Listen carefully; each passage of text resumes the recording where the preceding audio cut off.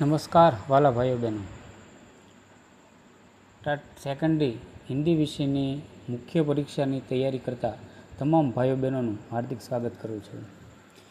ભાઈઓ બહેનો, આપણે સૌ જાણીએ છીએ કે પરીક્ષા આપણે હજી હમણાં જ આપી છે અને જે વિદ્યાર્થીઓનું પેપર સારું ગયું છે તેવા વિદ્યાર્થીઓ મેન્સની તૈયારી માટે લાગી ચૂક્યા છે. એટલે વારંવાર મને મેસેજ કરી ફોન દ્વારા એવી પૂછતા હોય છે કે ટાટ સેકન્ડરીના હિન્દી વિષયના પ્રશ્નપત્ર નંબર 2ના મુખ્ય વિષયના વિષયવસ્તુના પ્રશ્નો લાવો, કેવા કેવા પ્રશ્નો પૂછાય છે. તો આપણે સૌ જાણીએ છીએ કે હવે આમાં MCQ આવતા નથી. આમાં 2 માર્કના 1-2 વાક્યના 5-6 વાક્યના એવા મુદ્દાસર આવા બધા પ્રશ્નો છે એ પૂછાતા હોય છે. અને પ્રશ્નપત્ર 2ની અંદર આપણે સૌ જાણીએ કે આપણું ધોરણ 9 અને ધોરણ 10 આ પાઠ્યપુસ્તકના પ્રશ્નો છે એ આવતા હોય છે. તો એ પ્રશ્નો આપણે અહીં મૂકવાનો પ્રયત્ન કરેલો છે. મેં જે આપેલા છે એ ઉપરાંત પણ તમે વધારે જવાબ લખવાનો છે એ પ્રયત્ન કરજો, કારણ કે પાઠ્યપુસ્તકનું તમે વાંચન કરી લેશો એટલે જવાબ લખવામાં તમને અનુકૂળતા રહેશે. અહીં કોઈ પ્રશ્ન નાના હશે તો તમે થોડુંક એનો વધારે રૂપ આપીને પણ મોટા કરી શકો. તો એ પ્રમાણે છે દરેકે તૈયારી કરવી. સાથે સાથે PDF પણ ઘણા બધા વિદ્યાર્થીઓ છે એ માંગતા હોય છે. તો PDF કઈ રીતે મળે છે તેની પણ તમને હું છે વાત કરી દઉં. PDFમાં આપણે સૌ જાણો કે ધોરણ 9 વિષય વસ્તુના 99 છે, ધોરણ 10ના 99 છે અને હિન્દી પદ્ધતિશાસ્ત્રના 99. આ ત્રણેય 99 રૂપિયા એટલે કે એની મૂળ કિંમત થાય છે 297 રૂપિયા થાય છે. પરંતુ તમારા માટે એક બેસ્ટ ઓફર રાખી છે. એ માત્ર 199 રૂપિયામાં છે આપણે રાખીએ. થોડોક સમય સુધી આ ઓફર છે આપણે ચાલુ રાખશું અને એ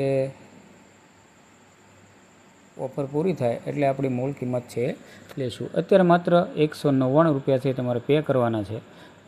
હું તમને QR કોડ મોકલીશ અને એ QR કોડના આધારે તમારા વોટ્સએપની અંદર છે એ PDF ફાઇલ મોકલી દઈશ, જેથી તમે પ્રિન્ટ કરાવી શકો, તેમને વાંચી પણ શકો છો. તો આ બાબતે ખાસ ધ્યાન રાખવું. અહીં વોટ્સએપ નંબર પણ આપેલા છે, એના ઉપર છે મેસેજ કરવાનો છે.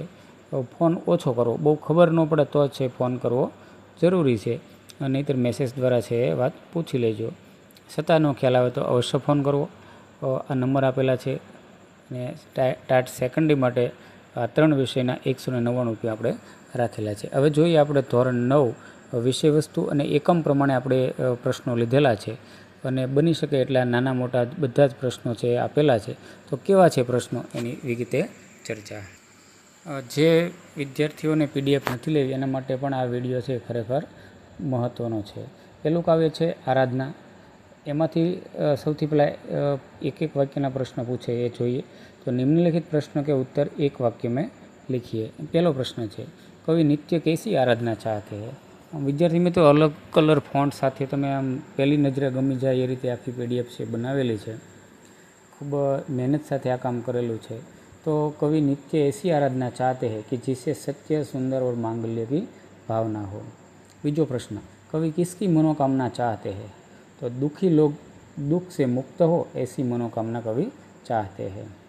तीजो प्रश्न है, कवि दुर्बलों के रक्षणार्थ किसकी साधना चाहते हैं. तो कवि दुर्बलों के रक्षणार्थ पौरुष की साधना चाहते हैं. चौथो प्रश्न है, कवि किसकी अभ्यर्थना करते हैं. कवि सबके जीवन में नया प्रकाश आने की अभ्यर्थना करते हैं. पांचवा प्रश्न, कवि कैसी बंधुता की कामना करते हैं. कवि ऐसी बंधुता की कामना करते हैं जिससे वह सब स्वतंत्र होकर भी भाईचारे की भावना से जुड़े हो. ત્યારબાદ છે નિમ્નલિખિત પ્રશ્ન કે ઉત્તર लिखिए. એમાં પહેલું છે, कवि कैसे मांगल्य की आराधना करते हैं. उत्तर है, मांगल्य अर्थात सबका कल्याण. कवि चाहते हैं कि सब लोग सत्य के मार्ग पर चले, सबके मन में सुंदर विचार आए और सब एक दूसरे के कल्याण की बातें सोचे. इस तरह कवि सबके कल्याण की कामना करते हुए मांगल्य की आराधना करते हैं. बीजो प्रश्न, कवि के अनुसार किसके दुख दूर होने चाहिए. कवि के अनुसार लोगों के जीवन में तरह तरह के दुख है. इन दुखों से छुटकारा पाने का उन्हें कोई मार्ग नहीं सूझता. उन्हें दूसरों की सहानुभूति भी नहीं मिलती. वे स्वयं अपने दुखों से मुक्त नहीं हो सकते. ऐसे उपेक्षित और असहाय लोगों के दुख दूर होने चाहिए.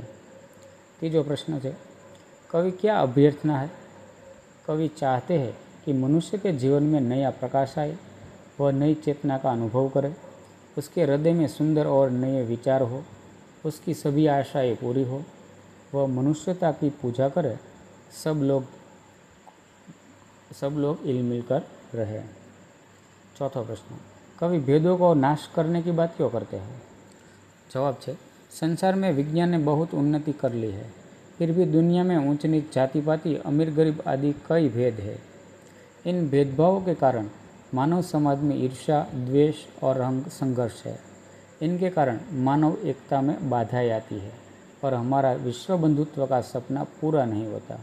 इसीलिए कवि इन भेदों को नाश करने की बात करते हैं। ત્યારબાદ છે નિમ્નલિખિત કાવ્ય પંક્તિઓ का आशय स्पष्ट कीजिए। मित्रों, आशयના પ્રશ્નો પણ પૂછાઈ શકે છે। देह मंदिर चित्त मंदिर एक ही है प्रार्थना, सुंदर सत्य सुंदर मांगल्य की नित्य हो आराधना। कवि वसंत बापट बहुत ही उदार हृदय और ऊंची दृष्टि के कवि है। उनके चित्त और देह की बस एक ही प्रार्थना है कि लोग अच्छे कर्म करें, सत्य के मार्ग पर चले, उनके हृदय में शुभ और सुंदर भावनाएं हो, लोग स्वार्थ त्याग कर सबके हित की बात सोचे। बीजू है, भेद सभी अस्त होने बेर और वासना, मानव की एकता की पूर्ण हो कल्पना, मुक्त हम चाहे एक ही बंधुता की कल्पना। आनो उत्तर है, आज संसार में वर्ण भेद, जाति भेद, रंग भेद आदि कई भेद बने हुए हैं। ईर्ष्या देश के कारण उच्च नीच का अंतर बना है। इसीलिए मानव जाति में एकता नहीं है। संसार में अशांति और संघर्ष का कारण ये तरह तरह के भेद ही है। जब तक इन भेदों का नाश नहीं होगा तब तक मनुष्य जाति एक नहीं होगी। ત્યારબાદ છે કાવ્ય પંક્તિઓ को પૂર્ણ કીજીએ, જે આપણા સજ્જનની અંદર પણ આપેલી છે। તો આ રીતની બે કાવ્ય પંક્તિ પણ મિત્રો છે એની અંદર છે। ત્યારબાદ છે 2-3 वाक्य में उत्तर लिखिए। कवि संवेदना क्यों जगाना चाहते हैं? तो संवेदना के बिना हमें दूसरों की वेदना का अनुभव नहीं हो सकता, इसलिए कवि संवेदना जगाना चाहते हैं। मानवता की हो उपासना का क्या अर्थ है? लोग एक दूसरे की पीड़ा समझे और उसे दूर करने का प्रयास करे, यही मानवता की उपासना है। ત્યારબાદ 1 માર્કના છે, અગાઉ પણ આપણે જોયા અને આ પણ છે કે कवि लोगों को किस मार्ग पर चलने के लिए कहते हैं? तो सच्चाई या सत्य के मार्ग में। दुखी लोगों को किससे छुटकारा दिलाने की प्रार्थना करते हैं? दुखों से। सब लोग किसका पूजा करें ऐसी कवि प्रार्थना करते हैं? मानवता की। मनुष्य के बीच क्या समाप्त होने की कवि कामना करते हैं? भेदभाव। ત્યારબાદ છે अब કયો વિકલ્પો છે કે સત્ય સુંદર માંગલ્ય की नित्य हो, जवाब से आराधना। मानव की एकता की पूर्ण हो कल्पना, मुक्त हम चाहे एक ही बंधुता की कामना, और मानवता के प्रति सच्ची पूजा क्या है? तो वह प्रेम, एवो जवाब से आवशे। ત્યારબાદ બીજું એકમ છે ન્યાય મંત્રી, એની ચર્ચા કરીએ। निम्नलिखित प्रश्न के उत्तर एक वाक्य में लिखिए। पहलो है, शिशुपाल ने अपने घर का दरवाज़ा क्यों खोल दिया? जवाब है, एक अतिथि को शाम के अंधेरे में आश्रय के लिए आया देखकर शिशुपाल ने अपने घर का दरवाज़ा खोल दिया। बीजू, शिशुपाल किस अवसर की तलाश में था? तो शिशुपाल सच्चा न्याय कैसा होता है यह दिखाने के अवसर की तलाश में था। न्याय के विषय में शिशुपाल के क्या विचार थे? तो शिशुपाल मानता था कि न्याय ऐसा हो कि कोई अन्याय और अपराध करने का साहस न कर सके। चौथा प्रश्न, परदेशी कौन था? उसने दूसरे दिन क्या किया? परदेशी स्वयं सम्राट अशोक था। दूसरे दिन सुबह उठकर परदेशी ने शिशुपाल को धन्यवाद देकर उससे विदा ली। पांचवा प्रश्न, सम्राट अशोक ने शिशुपाल को राजमुद्रा क्यों दी? तो सम्राट अशोक ने शिशुपाल को न्याय मंत्री के पद पर नियुक्त के रूप में राजमुद्रा दी। छठो प्रश्न, राज्य में न्याय के विषय में परिस्थितियाँ कैसे बदल गई? तो जवाब है, शिशुपाल के न्याय मंत्री बनते ही राज्य में पूरी तरह शांति रहने लगी, किसी को किसी प्रकार का भय न रहा। सातवां प्रश्न, पहरेदार की हत्या होने पर शिशुपाल की स्थिति कैसी हो गई? जवाब है, पहरेदार की हत्या होने पर शिशुपाल की नींद उड़ गई और अपराधी का पता लगाने के लिए उन्होंने दिन रात एक कर दिया। अपराधी का पता चलने पर शिशुपाल ने क्या किया? तो उत्तर है, अपराधी का पता चलने पर शिशुपाल ने सम्राट अशोक को गिरफ्तार करने का आदेश दिया। ત્યારબાદ વિસ્તારથી ઉત્તર આપો એવો એક પ્રશ્ન છે। सम्राट अशोक ने न्याय मंत्री की खोज कैसे की? जवाब है, अपने राज्य को अपराध मुक्त करने के लिए सम्राट अशोक को एक सुयोग्य न्याय मंत्री की आवश्यकता थी। न्याय मंत्री की खोज के लिए उन्होंने एक परदेशी नवयुवक का वेश धारण किया। घूमते घूमते वे ब्राह्मण शिशुपाल के यहाँ पहुँचे। शिशुपाल न्याय प्रेमी था। न्याय किसे कहते हैं वह दिखाने के लिए उसे अवसर की तलाश थी।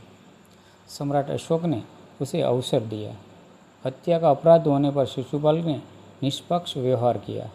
उसने सम्राट को मृत्युदंड देने की घोषणा की। उसके इस साहस और निष्पक्ष व्यवहार से सम्राट अशोक प्रसन्न हो गए। इस प्रकार सम्राट अशोक ने सही न्याय मंत्री की खोज की। बीजो प्रश्न, सम्राट अशोक ने न्याय मंत्री का पद देने हुए शिशुपाल को क्या किया? जवाब है, सम्राट अशोक ने शिशुपाल को अपने दरबार में बुलाया। उन्होंने शिशुपाल से कहा कि मैं आपको न्याय करने का अवसर देता हूँ। शिशुपाल भी इस अवसर के लिए तैयार था। यह जानकर सम्राट ने उन्हें न्याय मंत्री बनाया और पहचानने के लिए उसे राजमुद्रा दी। तीजो प्रश्न, सम्राट अशोक क्यों गदगद हो गए? जवाब है, सम्राट अशोक ने शिशुपाल को न्याय का असली रूप दिखाने का अवसर दिया था। उन्होंने देखा कि शिशुपाल न्याय की कसौटी पर खरा उतरा था। हत्यारे सम्राट के प्रति उसने जरा भी नरम रुख नहीं अपनाया। उसने अपराधी सम्राट को मृत्युदंड देने की घोषणा की। दंड देते समय शिशुपाल ने जरा भी हिचकिचाहट नहीं दिखाई। अपने साहसपूर्ण और निष्पक्ष व्यवहार से उसने सम्राट का दिल जीत लिया। इस प्रकार न्याय मंत्री के रूप में शिशुपाल को सफल होते देखकर सम्राट अशोक गदगद हो गए। चौथो प्रश्न, न्याय मंत्री ने अपराधी सम्राट के जीवन की रक्षा किस प्रकार की?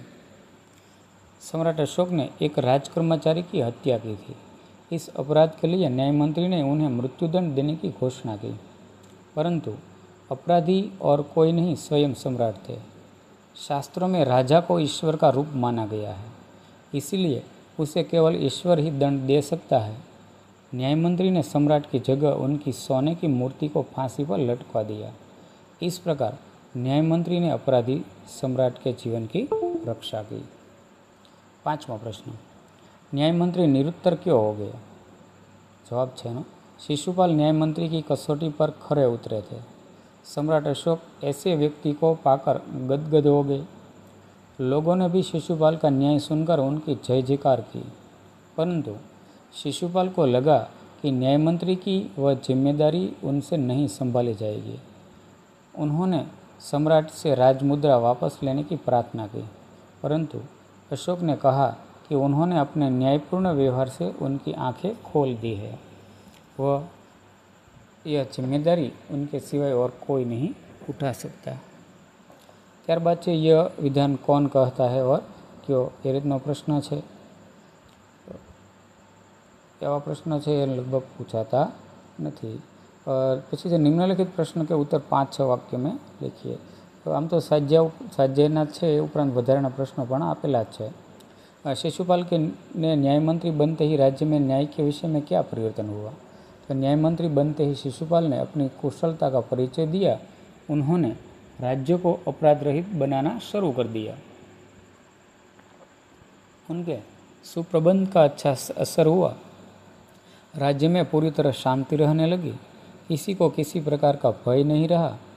लोग अपने घर के दरवाजे खुले छोड़कर बाहर जाने लगे। चारों तरफ न्याय मंत्री के सुप्रबंध और न्याय की धूम मच गई। इस प्रकार शिशुपाल के न्याय मंत्री बनते ही राज्य की परिस्थितियाँ बदल गई। ત્યાર પછી છે 2-3 वाक्य में उत्तर लिखिए। में पहलो है, परदेशी शिशुपाल की किस बात से सहमत नहीं था? शिशुपाल ने परदेशी से कहा कि सम्राट अशोक के शासन में चारों तरफ अन्याय हो रहा है। शिशुपाल की इस बात से परदेशी सहमत नहीं थे। बीजो प्रश्न, सम्राट अशोक ने शिशुपाल को दरबार में क्यों बुलाया? जवाब है ना, सम्राट अशोक शिशुपाल को न्याय करने का अवसर देना चाहते थे। शिशुपाल को राज्य का न्याय मंत्री बनाने के लिए सम्राट अशोक ने उसे दरबार में बुलाया। तीजो प्रश्न, न्याय मंत्री ने अंत में क्या निर्णय दिया? तो जवाब है, न्याय मंत्री ने सम्राट को फांसी की सजा दी, परंतु उनके स्थान पर सोने की मूर्ति को फांसी पर लटका देने का आदेश दिया। एक वाक्य में है, सम्राट ने पहरेदार को मारने का क्या कारण बताया? तो सम्राट ने पहरेदार को मारने का कारण बताते हुए कहा कि वह उदंड था। शास्त्रों में राजा को क्या बताया गया? तो शास्त्रों में राजा को ईश्वर का रूप बताया गया। ત્યારબાદ શબ્દ સમૂહ છે શાસન की નિશાની जिसकी आने की थी, तो એનો જવાબ છે મિત્રો અહીં આપેલો છે। ત્યાર પછી મુહાવરા છે, તો મુહાવરા પણ ઘણા બધા આપેલા છે। જવાબ સાથે એની આખી મુહાવરાની માહિતી છે મિત્રો અહીં દર્શાવેલી છે। તો આ રીતે આખો બીજું એકમ પણ છે આપણે પૂરું કરીએ છીએ। ત્યારબાદ જોઈએ હવે ત્રીજું ચેપ્ટર, જેનું નામ છે ક્યાં નિરાશ હુઆ जाए, જે महावीर प्रसाद द्विवेदी लिखित है। एमा छे एक एक वाक्यना उत्तरों। आज समाचार पत्र में कौन कौन से समाचार भरे रहते हैं? तो जवाब है, आज समाचार पत्र में चोरी, डकैती, तस्करी और भ्रष्टाचार के समाचार भरे रहते हैं। देश का वातावरण आज कैसा बन गया है? देश का वातावरण आज ऐसा बन गया है कि लगता है कि देश में कोई ईमानदार आदमी ही नहीं बचा है। तीजो प्रश्न, भारतवर्ष ने किसको अधिक महत्व नहीं दिया? भारतवर्ष ने भौतिक वस्तुओं के संग्रह को अधिक महत्व नहीं दिया। चौथा प्रश्न, मनुष्य के मन में कौन कौन से विचार है? तो मनुष्य के मन में काम, क्रोध, लोभ, मोह आदि विकार है। भारतवर्ष किसको धर्म रूप में देखता रहा है? जवाब है, भारतवर्ष कानून को धर्म के रूप में देखता आ रहा है। बस कंडक्टर क्या लेकर लौटा था? जवाब है, बस कंडक्टर खाली बस लेकर तथा लेखक के बच्चों के लिए पानी और दूध लेकर लौटा था। दो दो वाक्य में उत्तर है। लोगों ने महान मूल्यों के बारे में आस्था क्यों हिल गई?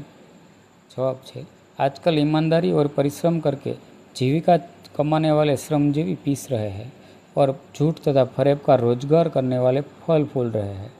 इसीलिए लोगों में महान मूल्यों के बारे में आस्था हिल गई।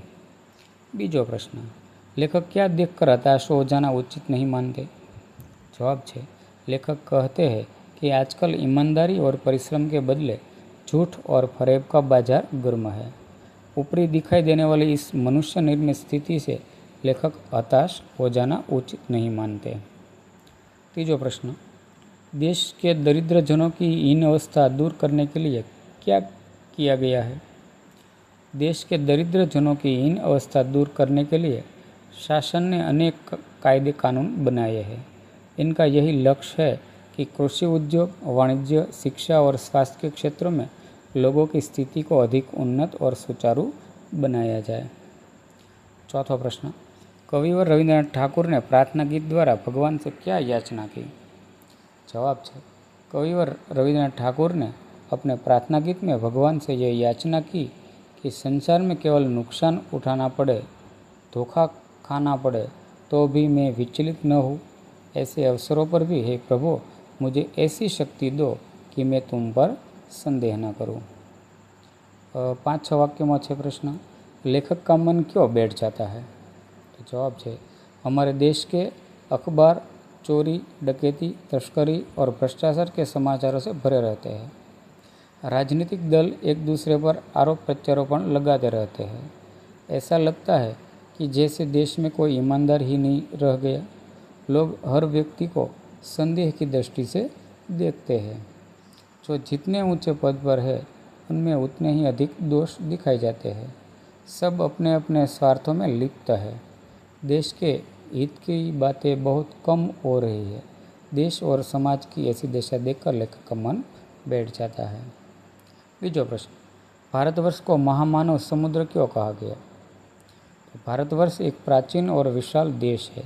सदियों से यहाँ अनेक जातियाँ आई और यही बस गई। विदेशों से अनेक धर्मावलंबी यहाँ आए और यही के होकर रह गए। इस प्रकार भारत आर्य और द्रविड़, हिंदू और मुसलमान, यूरोपीय और भारतीय आदर्शों की मिलन भूमि है। भारतीय सभ्यता में विदेश से आई सभ्यताओं का भी प्रभाव है। यहाँ की संस्कृति में विदेशी संस्कृतियों का धूल मिल गए है। भारतीय समाज में देशी विदेशी तरह तरह के लोग आए और समा गए हैं। इसीलिए भारतवर्ष को महामानव समुद्र कहा गया है। तीजो प्रश्न, धर्म को भारतवर्ष में श्रेष्ठ क्यों माना गया है? तो शासन और समाज की सुख सुविधा के लिए सरकार तरह तरह के कानून बनाती है, लेकिन भारतवासियों की दृष्टि में धर्म कानून से बड़ा है। धर्म के कारण ही अब भी सेवा, सच्चाई, ईमानदारी और आध्यात्मिकता आदि बने हुए हैं। धर्म के भय से मनुष्य झूठ और चोरी को गलत समझता है। धर्म बुद्धि के कारण ही लोग दूसरे को पीड़ा पहुंचाना पाप मानते हैं। धर्म बुद्धि ही लोभ, मोह, काम, क्रोध आदि विकारों पर संयम रख सकती है और निष्कृष्ट आचरण करने से रोकती है। इसीलिए धर्म को भारतवर्ष में श्रेष्ठ माना गया है। चौथो प्रश्न है, कंडक्टर ने अपनी ईमानदारी कैसे बताई? जवाब है, एक बार लेखक सपरिवार बस यात्रा कर रहे थे। गंतव्य स्थान से लगभग 5 मील पहले एक सुनसान स्थान पर बस खराब हो गई। कंडक्टर समझ गया कि यह बस अब आगे नहीं जा सकती। वह एक साइकिल लेकर चला गया। उस समय रात के 10 बजे थे। यात्री बस ड्राइवर पर अपना क्रोध उतारने लगे। लेखक के बच्चे भोजन और पानी के लिए व्याकुल थे। यात्री ड्राइवर को मारने के लिए तैयार हो गए। ठीक उसी समय बस कंडक्टर एक खाली बस लेकर आया। यात्री उसमें सवार हो गए। कंडक्टर लेखक के बच्चों के लिए पानी और दूध भी लाया था। इस तरह बस कंडक्टर ने अपनी ईमानदारी और सज्जनता बताई। ત્યારબાદ મુહાવરો का अर्थ देकर वाक्य में प्रयोग कीजिए। मन बैठ जाना એટલે ઉદાસ હોના, ફૂલા ન સમાના, ફલના ફૂલના એટલે કે વિકસિત હોના, સમૃદ્ધ હોના, चेहरे पर हवाइया उड़ना એનો અર્થ થાય છે ચહેરે का रंग फीका पड़ना, पर्दाफाश करना એટલે કે भेद खोलना, ढाढ़स बंधाना अर्थ થાય છે सांत्वना देना, कातर ढंग से देखना એનો અર્થ થાય છે भयभीत होकर देखना। ત્યારબાદ શબ્દ સમૂહના પણ છે। આ ઉપરાંત વધારાના કેટલાક 5-6 વાક્યના પ્રશ્નો છે કે લેખક ऐसा क्यों नहीं मानते कि मनुष्यता एकदम समाप्त हो गई है? तो એનો જવાબ એવો છે કે લેખક कहते हैं कि आज अखबारों में अधिकतर चोरी, डकैती, तस्करी और भ्रष्टाचार के समाचार होते हैं। आज किसी को किसी पर विश्वास नहीं रहा। ईमानदार और परिश्रम लोग दुखी है एवं झूठे, फरेबी और बेईमान लोग फल फूल रहे हैं। स्थिति सचमुच निराशाजनक है, लेकिन फिर भी अनेक घटनाएं ऐसी हो रही है जिनमें मनुष्यता का दर्शन होते हैं। लेखक स्वयं कई बार ठगा गया है और उसने धोखा खाया है, लेकिन कई बार लोगों ने बिना किसी स्वार्थ के उसकी सहायता भी की। कई बार लोगों ने उसके निराश मन को ढाढ़स और हिम्मत बंधाई। लोगों के ऐसे मानवतापूर्ण व्यवहारों को देखकर लेखक को लगता है कि मनुष्यता अभी समाप्त नहीं हुई है। 2-3 वाक्यना है कि भारत किसे निष्कृष्ट आचरण मानता है? तो भारत काम, क्रोध आदि विकारों को संयम में बांधकर रखने का समर्थक है। ऐसा न कर मन और बुद्धि को विकारों से इशारे पर छोड़ देना निष्कृष्ट आचरण है। गए कानून सफल क्यों नहीं हो रहे? तो देश में दरिद्रजनों की स्थिति सुधारने के लिए बनाए गए कानूनों को व्यवहार में लाने वाले अधिकारी लक्ष्य भूलकर अपनी सुख सुविधा पर ध्यान देने लगते हैं। यही कारण है कि दरिद्रजनों की स्थिति सुधारने के लिए बनाए गए कानून सफल नहीं हो रहे। किसी के दोषों का पर्दाफाश करना कब बुरा बन जाता है? तो दोषों का पर्दाफाश करना बुरी बात नहीं है, लेकिन जब किसी के गलत पक्ष में रुचि रखकर उसे उद्घाटित करना अपना कर्तव्य मान लिया जाता है, तब वह बुरा बन जाता है। और एक वाक्यना है, धर्म और कानून में क्या अंतर है? तो धर्म और कानून में ये अंतर यह है कि धर्म को धोखा नहीं दिया जा सकता, कानून को धोखा दिया जा सकता है। धर्मभीरू लोग किस बात में संकोच करते हैं? तो धर्मभीरू लोग कानून की त्रुटियों से लाभ उठाने में संकोच करते हैं। इन घटनाओं को उजागर करना बुरा नहीं है। लोगों के मन में अच्छाई के प्रति भावना जगाने वाली घटनाओं को उजागर करना बुरा नहीं है। ड्राइवर को मारपीट से किसने बचाया? ड्राइवर को मारपीट से लेखक हजारी प्रसाद ने बचाया। तो आ रीते विद्यार्थी मित्रों આપણે આજે આ 3 પાઠ સુધીનું છે રાખીએ। વિડીયો તમને સારો લાગ્યો હશે તો લાઈક શેર અને સબસ્ક્રાઈબ કરો. અને PDF માટે પણ મેં તમને જે માહિતી આપી છે એ પ્રમાણે તમે અવશ્ય કોન્ટેક્ટ કરજો, જેથી તમને આસાનીથી મળી જાય. તો મળીએ આપણે નવા જ વિડીયોમાં નવા જ ઉત્સાહ સાથે.